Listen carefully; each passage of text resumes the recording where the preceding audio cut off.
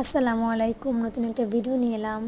কালকে বাসায় আম্মু আসছিল, কচুলতি প্রসেসিং করে নিয়ে আসছে। কচুলতিটা আমার খুব পছন্দ, তো রান্না করতে গিয়ে দেখি গ্যাস খুবই অল্প। এরপর হঠাৎ করে চলেই গেল।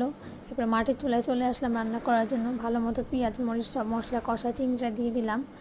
চিংড়িটা একটু মশলার সাথে কষিয়ে নিব, এরপর লতিটা দিয়ে দিব। তখন এত সুন্দর একটা স্মেল আসতেছিল, মাশাল্লাহ। আর মাটির চুলা রান্না কিন্তু অন্য রকমের একটা স্বাদ যোগ করে। আপনারা দেখতেই পাচ্ছেন কি সুন্দর লাগছে কালারটা, আর খেতেও অনেক মজা হয়েছিল। আমার মা জানে লতিটা আমি খুব পছন্দ করি, কিন্তু আমি পরিষ্কার করতে পারি না বা আলসেমির কারণে করা হয় না, কারণ আম্মু বাসা থেকে নিয়ে আসছে।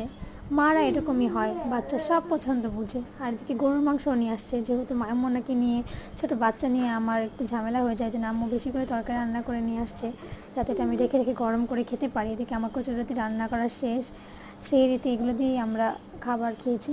আলহামদুলিল্লাহ, আল্লাহর কাছে অনেক শুকরিয়া, অনেক মজা হয়েছে।